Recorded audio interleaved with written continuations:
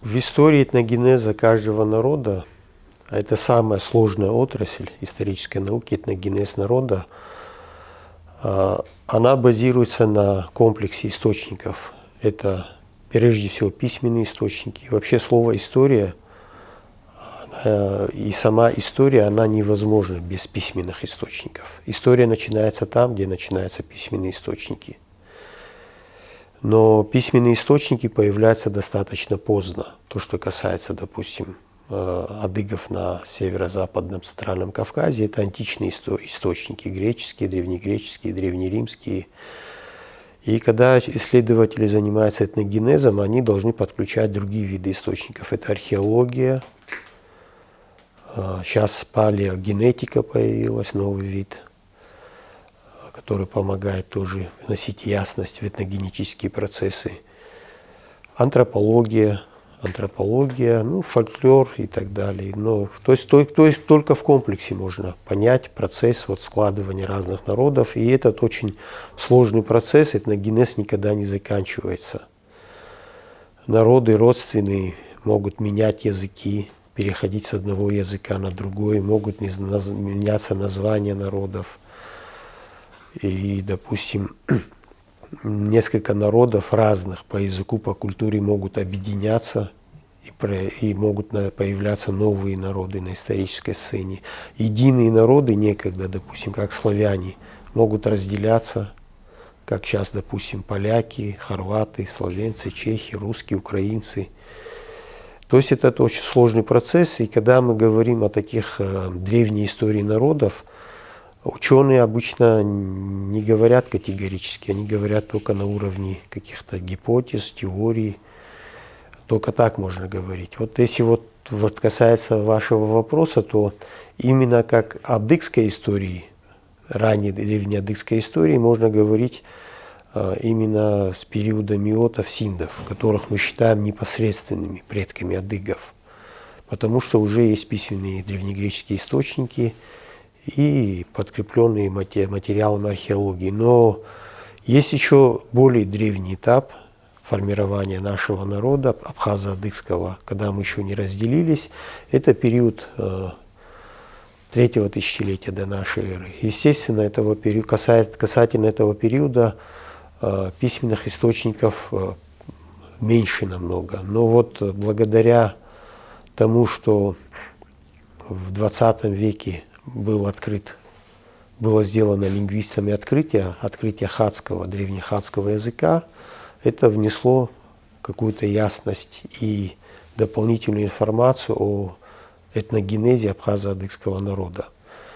В конце 40-х годов на территории Турции были обнаружены, сделаны раскопки, обнаружен, город, столица древнехетского царства империи, и царский архив на глиняных табличках. И ученым не составило большого труда расшифровать этот язык. Это оказался язык индоевропейский, нисидский. И они его назвали хетский, так как в этих документах сами жители этой страны, и столица их не называлась Хаттуса, и сами они называли себя жители страны Хатти. И ученые назвали этот народ, эту цивилизацию хетскими. Но потом выяснилось, намного позже, в 20 веке, были обнаружены так называемые билингвы. Это те же самые таблички глиняные, но на них были продублированы две записи. Одна на древнехетском, то есть на индоевропейском, а другая на неизвестном ученом языке. И был такой чешский ученый, Грозный, и ряд других ученых, они изучали этот непонятный язык, и в конце концов они нашли родственников этого языка на северо-западном и Центральном Кавказе. Оказалось, что этот катхатский, как они его назвали, или протохетский язык, он родственен адыго-абхазскому, убыхскому языку, абазинскому языку. И так выяснилось, что народы, разговаривающие на этом языке, прото-абхазо-адыгском, в 3-м тысячелетии до нашей эры, а еще раньше, как говорят ученые, в 5-м тысячелетии до нашей эры, вокруг Черного моря, на юго-восточном, восточном побережье, значительной части Малой Азии, на Центральном и Северо-Западном Кавказе проживали племена, разговаривающие на одном языке или на родственных языках. То есть теперь возникает вопрос, то, что касается абхазо-адыгов, была такая теория, что вот хаты, древние хаты с Малой Азии переселились сюда на Центральный Западный Кавказ, и они принесли вот сюда свою высокую культуру, и так вот появилась майкопская культура, так называемая, богатейшая культура, одна из раннебронзовых культур. Но сейчас все-таки ученые склонны к тому, что они одновременно проживали и на том берегу Черного моря, и на этом, и в Малой Азии. То есть это вокруг Черного моря это был единый такой этнический массив. Часть этих народов, племен, которые разговаривали на этом языке, прото-абхазо-адыгском, на хатском, она была более развита в культурном отношении. Это вот как раз касается хатусы, непосредственно хатов, то есть у них рано произошел процесс государства, строительства. И у них были города, государства, у них были цари, значит, письменность была, как выяснилось. И поэтому, а вот племена, которые те же родственные тем же хатам, которые жили тоже в Малой Азии, на северо-восточном побережье, вплоть до Колхиды, это каски, племена касков. Они тоже были родственны хатам и родственны абхазо-адыгам, но они в культурном отношении, в цивилизационном уступали им. Они находились на стадии военной демократии. И здесь, на Кавказе, то же самое. Здесь вот эта майкопская культура, которая была обнаружена в 1897 году, профессор Веселовский, профессор Санкт-Петербургского университета, на окраине города Майкопа раскопал большой курган. И когда он раскопал этот курган, все были поражены богатством этого кургана. В этом кургане был похоронен, как считают, или царь, или племенной вождь, или жрец.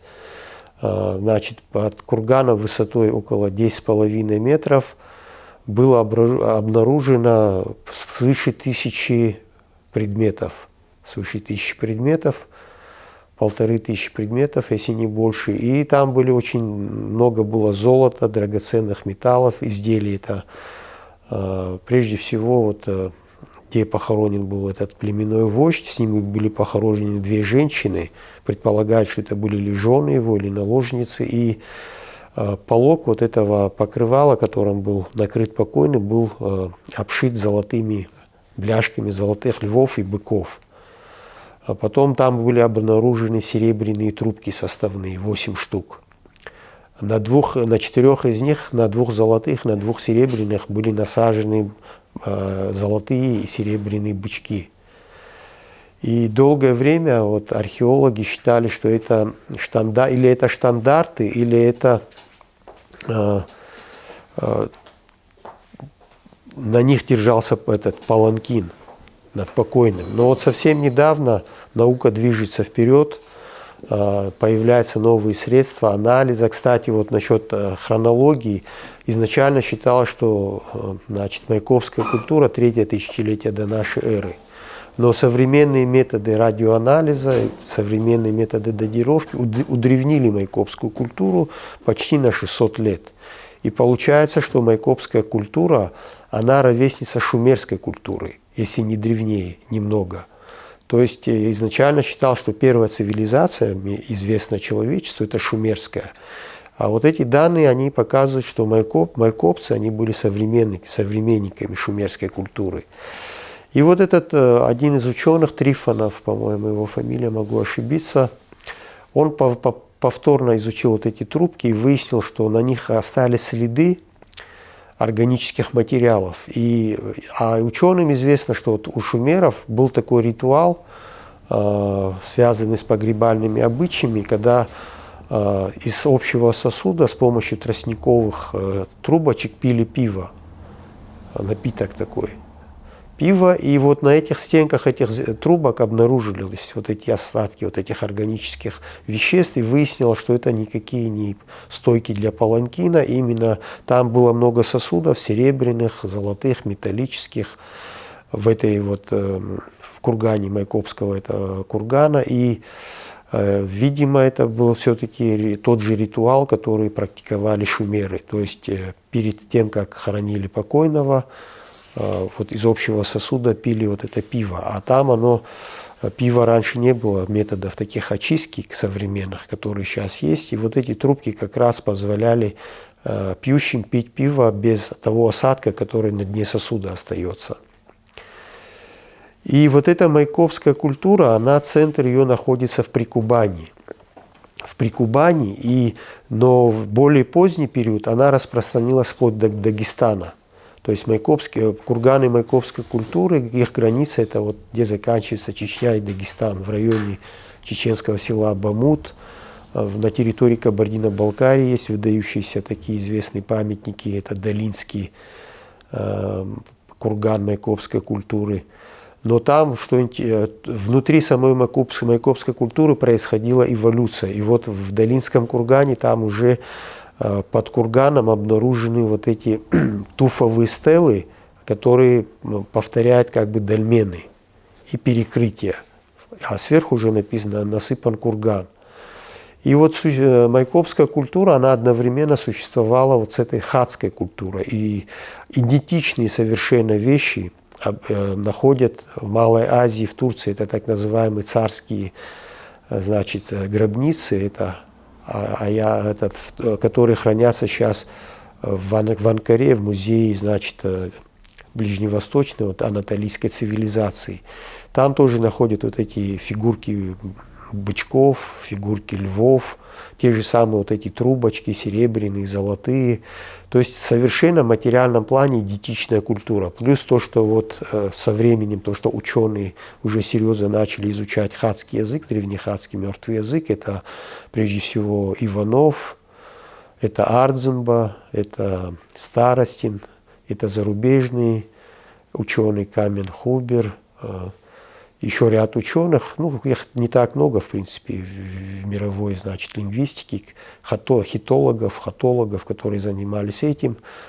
И они еще, изучая дальше, расшифровав этот язык, изучая вот эти клинописи, они много узнали о религиозных представлениях, вообще о культуре хатов. И вот выяснилось, что с первого тысячелетия, с середины второго тысячелетия на территорию вот этой цивилизации хатской начали проникать вот эти хетские индоевропейские племена лувийцы. Они начали среди них расселяться. Это не означало, что они завоевали эту территорию, они просто селились, расселялись, и потом со временем вот этот хатский язык, так как он был изолированный вокруг всей этой территории, везде был уже распространен индоевропейский язык, и хатский язык стал выходить из употребления. Но долгое время и династии вот эти, уже позднее Хетской империи, и жреческая каста, и, значит, титулатура, термины, они все были хатскими, они продолжали ими пользоваться, названия царя, царевича, царицы, все это древнехатские наименования. Потом хетские жрецы, они проводили богослужения на древнехатском языке. Это как, допустим, долгое время латынь была языком богослужения в Европе, допустим, и у итальянцев, там, в Средневековье, то есть это был языком богослужения, и потом они уже переводили на хетский, на индоевропейский. И потом, уже изучая, вот Ардземба, допустим, Владислав Григорьевич, изучая культ кузни у абхазов, ритуалы абхазов, которые сохранились древние до сегодняшнего дня, аналогичные ритуалы были обнаружены у древних хатов.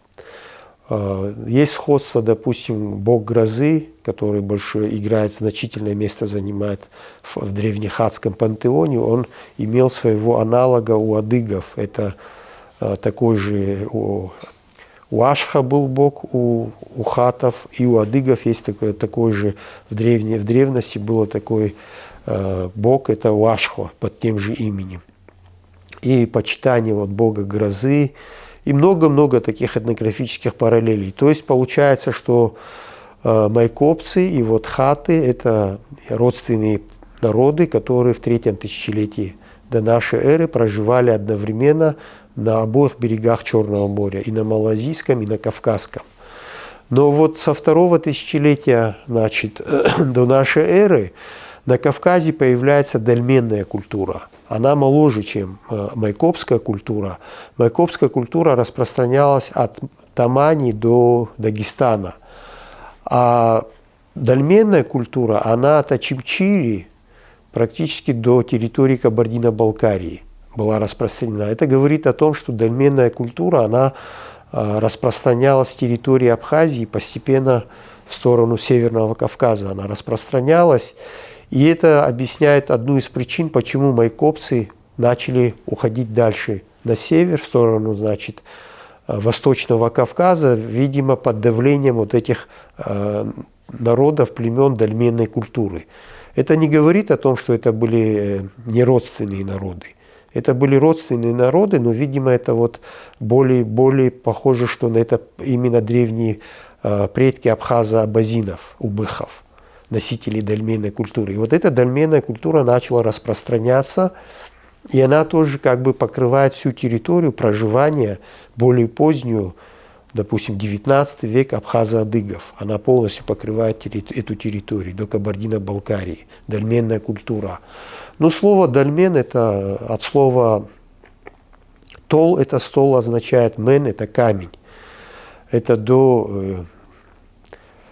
предполагает, что в Европе до прихода индоевропейцев тоже было население, которое не было по языку индоевропейским, и предполагает, что это тоже родственники абхазо-адыгов, хатов и так далее, которые в 3-4 тысячелетии проживали в Европе.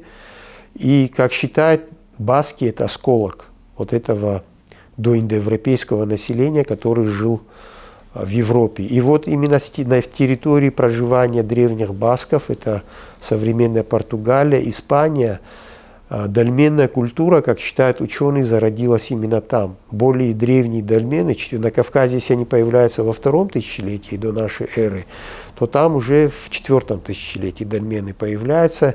И считается, что не то, чтобы вот эти племена, носители дольменной культуры, оттуда переселились на Кавказ и как бы расселились здесь, а считается, что была занесена именно сама идея этих дольменов. То есть эта культура была занесена, и здесь надо сказать, что в те древние времена, скорее всего, вот эти контакты и с Малой Азией, и с Европой, и с Кавказом между собой, вот эти племена родственные, они связи осуществляли именно морским путем, не сухопутным. Хотя и сухопутным тоже, потому что они, вот вся территория Западной Грузии, допустим, Черное море, и вот Синоп, там и другие названия, они, как говорят те же самые грузинские ученые, это Георгадзе и другие, они абхазо-адыгского происхождения. Это говорит о том, что и там они жили, и контакты были и по суше. Но в основном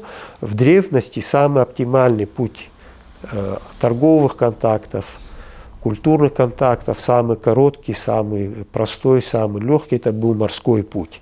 И, допустим, в той же Абхазии, в средневековой, чтобы, допустим, на орбе или на лошади, когда не было мостов, когда там и так далее, до Чимчири, если путешествие заняло бы там неделю-две, допустим, то на корабле это в 5-6 раз сокращаются вот эти коммуникации.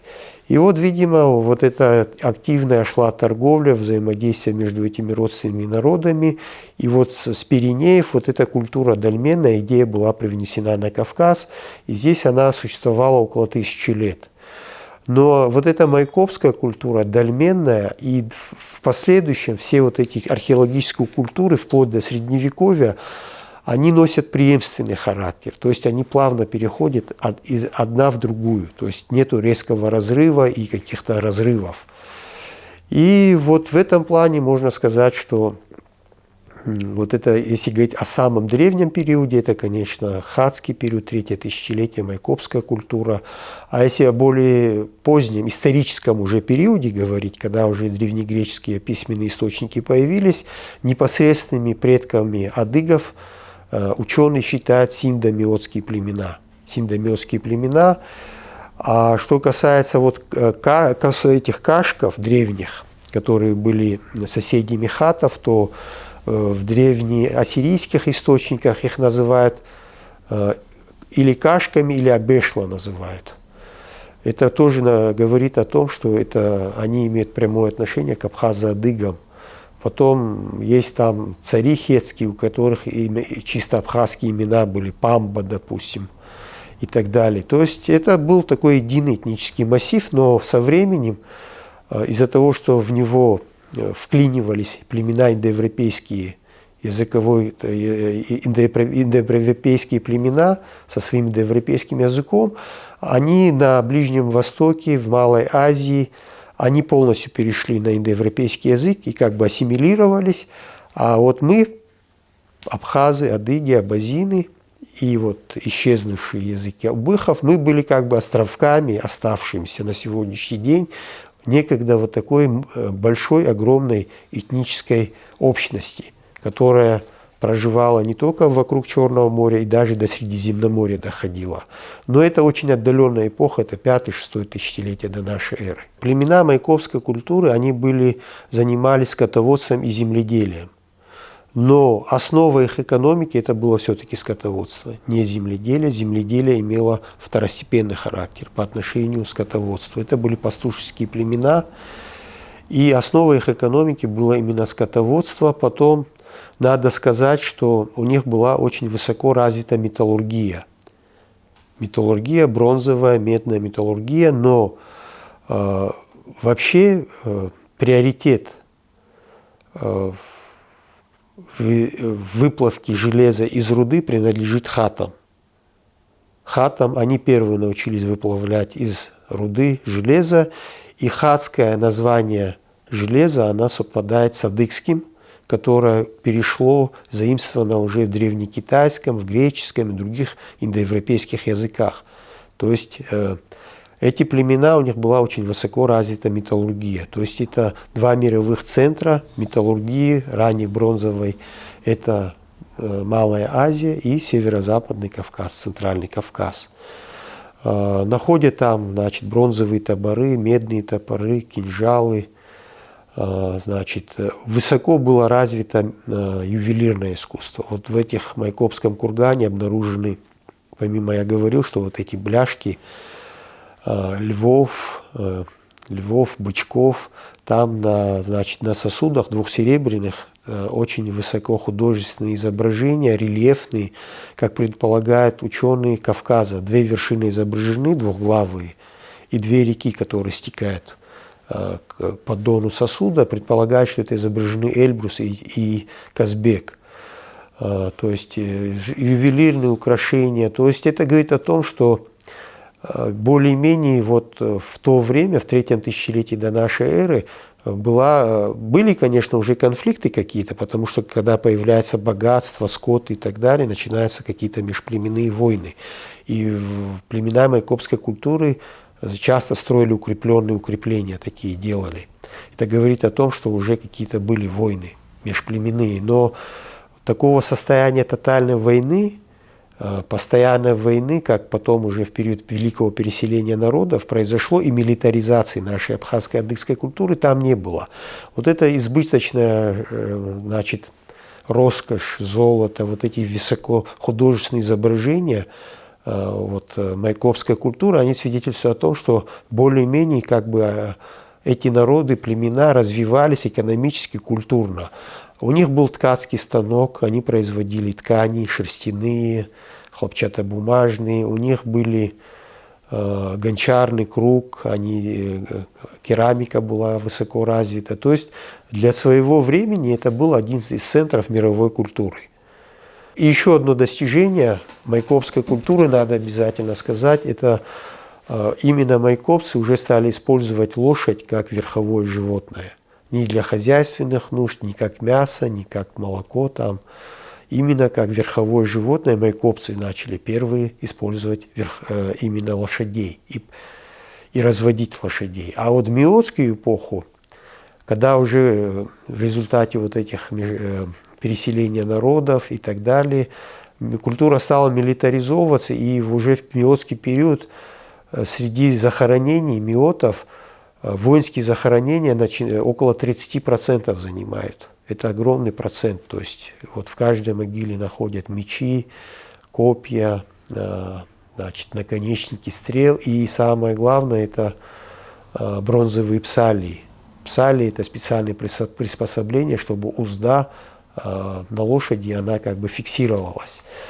И миот – это уже конный народ. Конный народ – это вот Улябский курган раскопанный. Свыше 300 лошадей было убито, принесено в жертву, причем с уздечками, там, полностью богатым убранством. И находят захоронения, вот когда миотских вождей хоронили, с ними в жертву приносили лошадей. Находят захоронения, где 40-50 лошадей захоронены. И вот эта миотская культура, она была уже железный век, это ранний железный век. До этого в основном бронза превалировала, но уже в миотскую эпоху уже начинаются биметаллические мечи появляться, когда, допустим, рукоятка бронзовая, значит, лезвие меча железное. И, ну, это уже непосредственно миоты, синты, это уже как бы непосредственные предки адыгов, которые уже по письменным источникам известны. И тут уже надо отдельно говорить о миотской синтской культуре. Ну, майкопская культура, она конец 4-го тысячелетия до нашей эры до середины до 2-го тысячелетия нашей эры. Со 2-го тысячелетия нашей эры до 1-го тысячелетия это дольменная культура. Потом появляется северокавказская археологическая культура, на смену которой приходит прикубанская и так знаменитая кабанская культура. Кабанская культура, но вот что касается кабанской культуры, надо сказать, что эта культура археологическая, она общая для всех народов, значит, Центрального, Восточного и Западного Кавказа. То есть к кабанской культуре имеют отношение и протоадыги, и чеченцы, и ингуши, а уже дальше уже Дагестан, это куро-аракская культура, там уже чуть другая картина. Но вот кубанская культура, она пришла на вот... А вот этот очаг прикубанский, это на смену северокавказской археологической культуры приходит.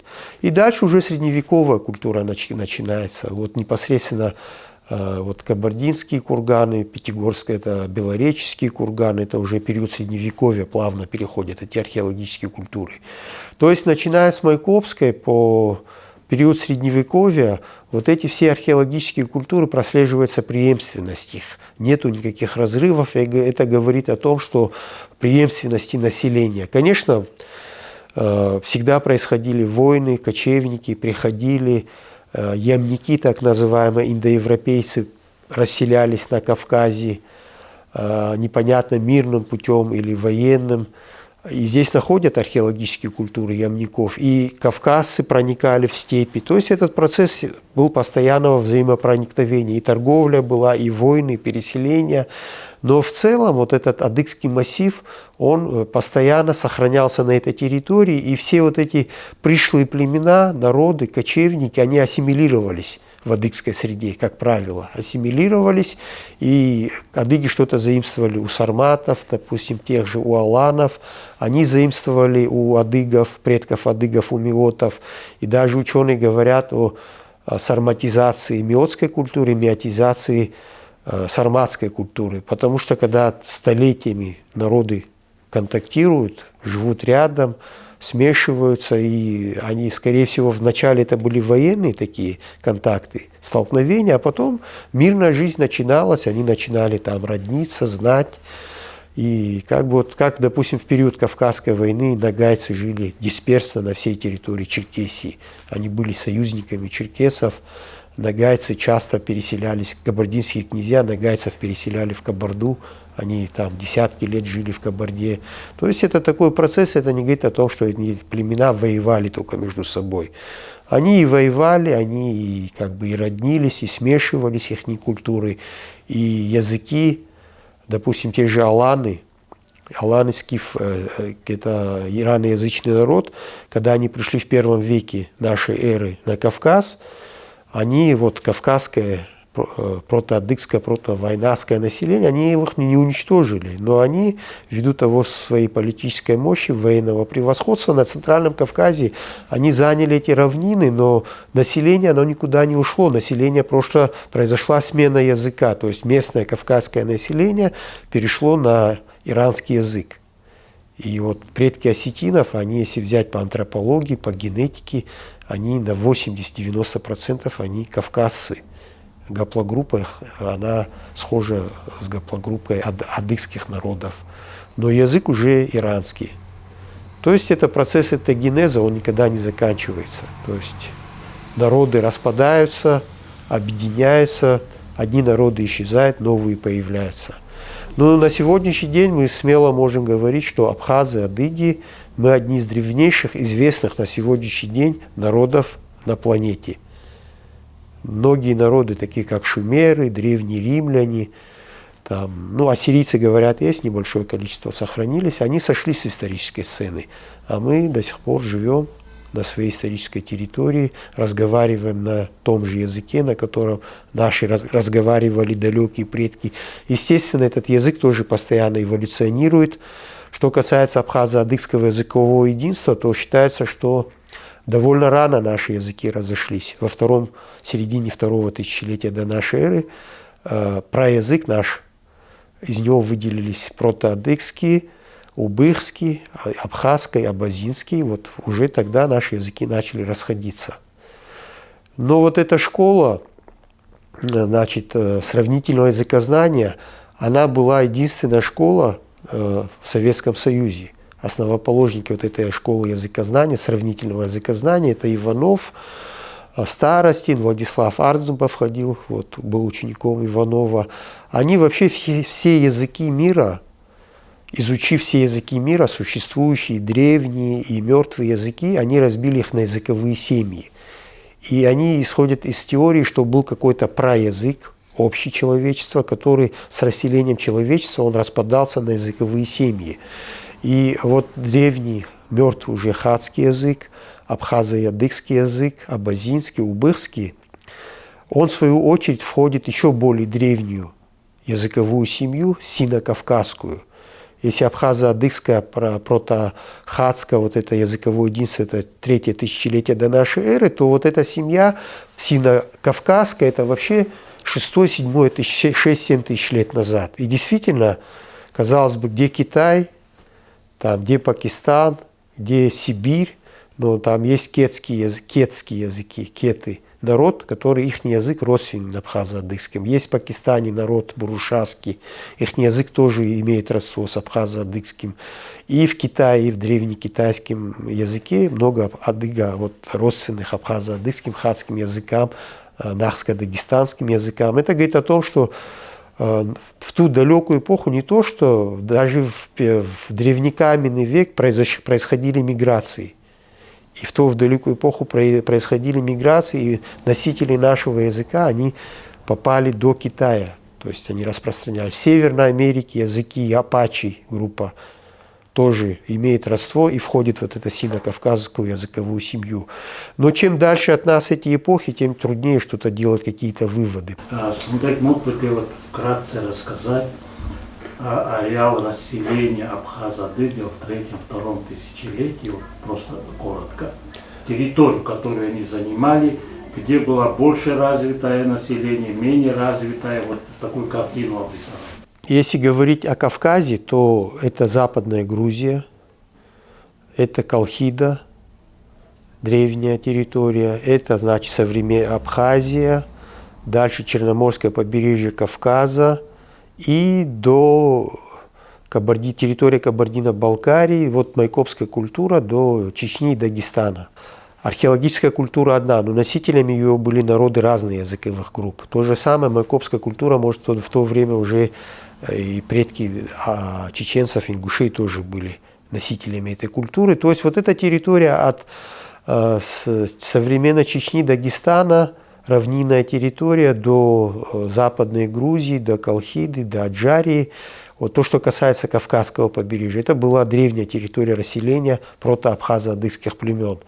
А на Малазийском побережье, я уже говорил, это вот восточное побережье Черного моря, южное побережье Черного моря до, значит, реки Галис, это язык Ярмак называется сейчас, вот это, оттуда начиналась вот эта хатская цивилизация, и уже на берегу Черного моря проживали родственные абхазо-адыгам племена Кашков.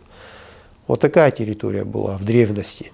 Какой период можно обозначить, когда, вот, скажем, абхазы древние обособились на территории современной Абхазии, а черкесы на территории вот Северного Кавказа? Ну, ответ на этот вопрос дает языкознание, во-первых.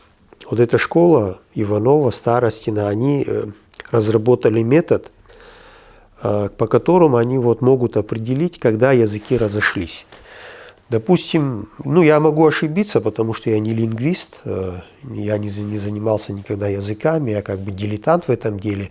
Но для того, чтобы, к примеру, чтобы появились диалектные различия между вот кабардинским диалектом черкесского языка и западно-кавказский, как минимум 600-700 лет нужно обособленного проживания, чтобы диалектные различия появились. Но диалект не позволяет еще понимать носителей языка друг друга. Но чтобы отдельные языки появились, чтобы они полностью обособились, там нужно больше времени, около 1500-2000 лет. И ученые, языковеды, лингвисты считают, что во втором тысячелетии до нашей эры произошло разделение протоабхазского и протоадыгских языков. То, что касается лингвистики. То, что касается материальной культуры, вот эта дольменная культура, о которой я говорил, которая со второго тысячелетия по первое тысячелетие до нашей эры была распространена от Очимчиры до Кабардино-Балкарии, уже там наблюдаются варианты дольменной культуры, которые резко друг от друга отличаются. И вот в этот период уже, видимо, произошло обособление вот этих протоабхазов и адыгов, предков абхазов и адыгов.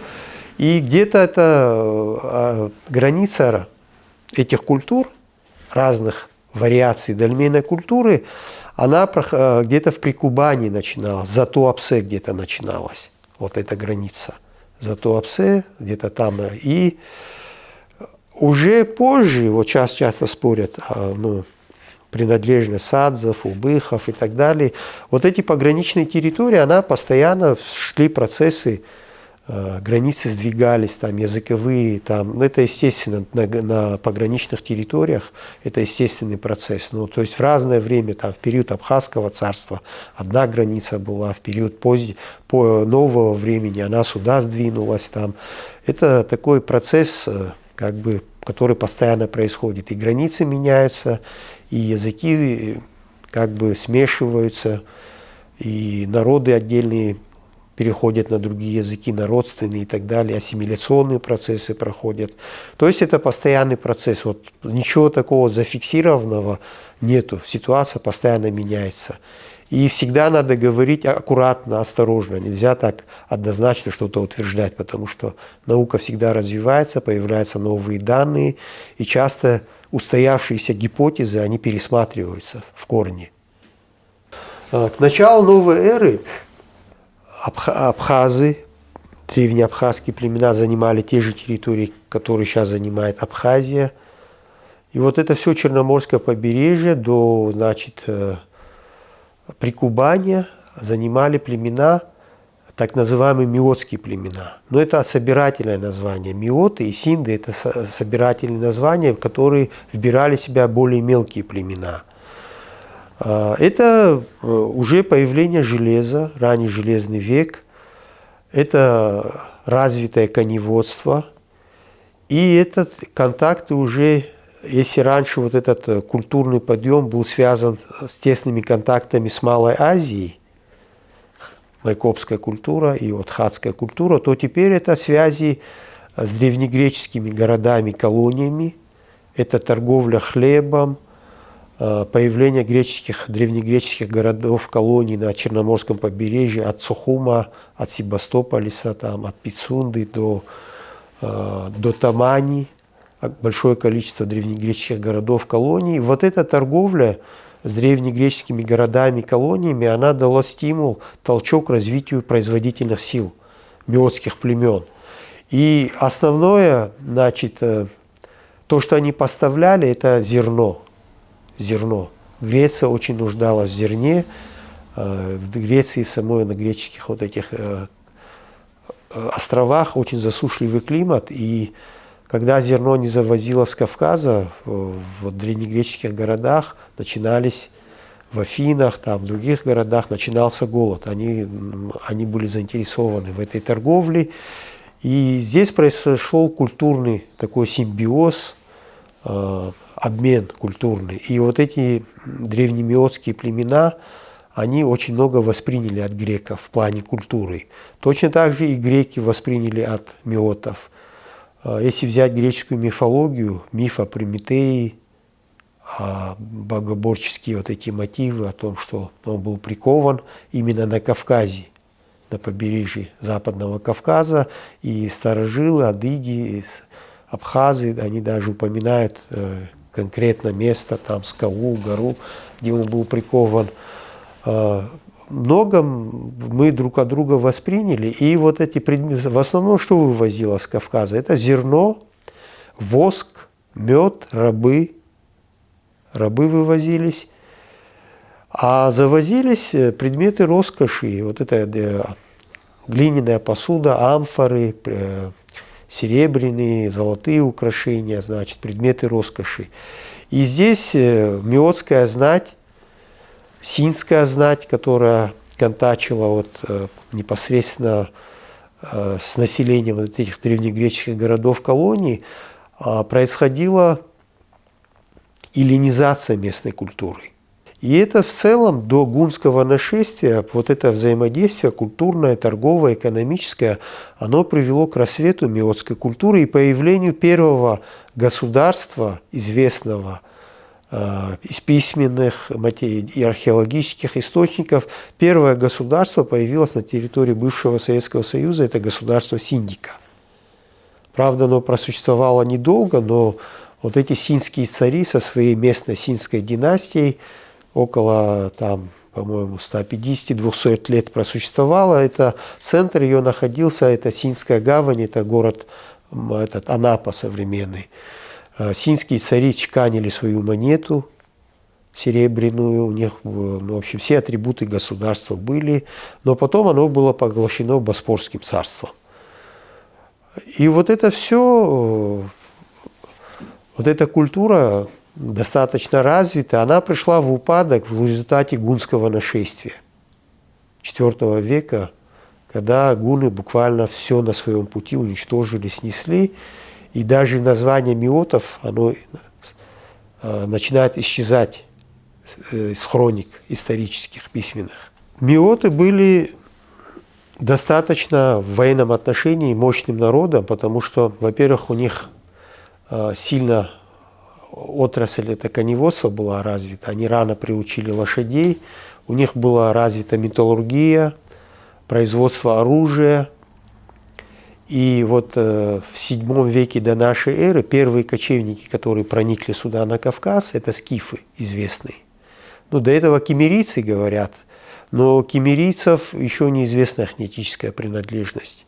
Вполне возможно, что они родственны предкам абхазо-адыгов, но просто мало материала, пока нельзя что-то сказать. Но отдельные археологи, в частности, вот Членова, она считает, что они имели родство с адыгами. Древние киммерийцы, они проживали на Таманском полуострове, в Крыму, но впоследствии они до территории Кабардино-Балкарии, их вот, могильники распространены были.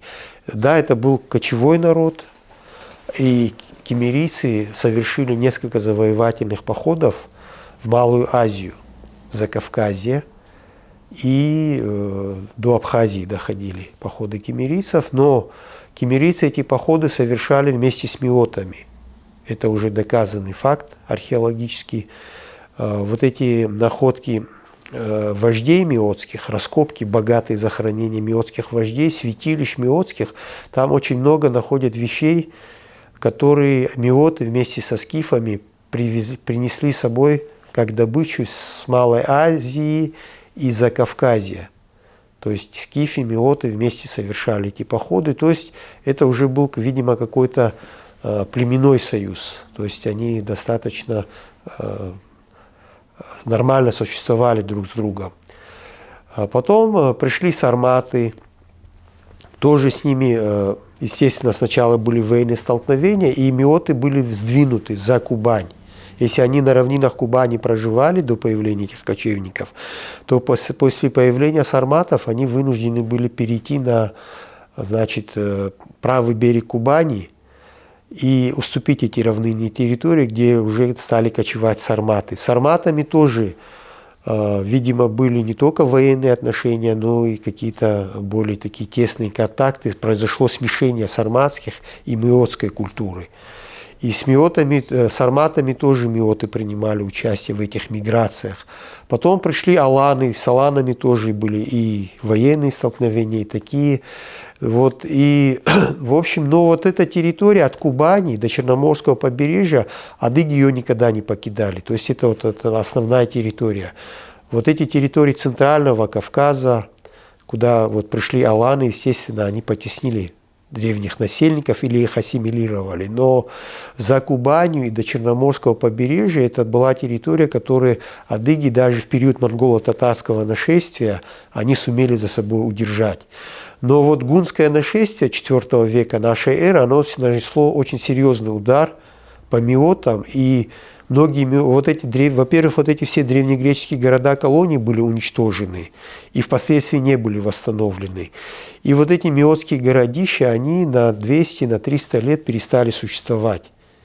И миоты ушли в горы, и долгое время даже в письменных источниках они не упоминались. И уже миоты начинают упоминаться уже в период раннего Средневековья, в IX веке они снова появляются в письменных источниках. Это вот в период Хазарского, период, значит, Византийской империи, когда византийцы приходят на Кавказ, на Таманский полуостров, на побережье Абхазии. И уже тогда уже миоты, значит, уже под новым названием, уже тогда появляются два племенных таких союза, зихский и косокский. Этноним миоты сходит, синды сходят с исторической сцены, и появляется, значит, зихский племенной союз и косокский. Впоследствии эти названия племенные заимствовали арабоязычные источники, которые до того, как их стали называть черкесов, адыгов, арабоязычные русские источники называют предков адыгов косогами, кашаками. Это название сохранилось в осетинском языке, в грузинском языке, название адыгов. Осетины называют каскон, кашаки называют грузины, сваны, а арабы называли тоже кашак. А вот именно то, что касается Черноморского побережья Кавказа, европейцы, адыги были им известны под именем зихов, хотя это синонимы. Русские источники тоже адыгов знают только как косогов, а итальянские, византийские источники, они как зихов их знают. Но вот это зихи как племя миотское, оно было известно еще в миотскую эпоху. Но тогда оно не было таким мощным. Но, видимо, потом вот под эгидой этих зихов произошло объединение вот этих групп и племен, и появился вот этот зихский племенной союз. Если говорить о более поздней средневековой эпохе, вот эти равнинные адыги, тимиргоевцы, бжедуги, кабардинцы, беслинеевцы, они, видимо, имеют отношение вот этому косожскому племенному союзу. А вот горные адыги, черкесы, которых зихами называли, именно горцам от Западного Кавказа, шапсугам, абадзехам, натухайцам. И вот это название зихи-косоги, оно до XIII века использовалось во всех письменных источниках, а термин черкесы появляется именно с появлением на Кавказе монголов.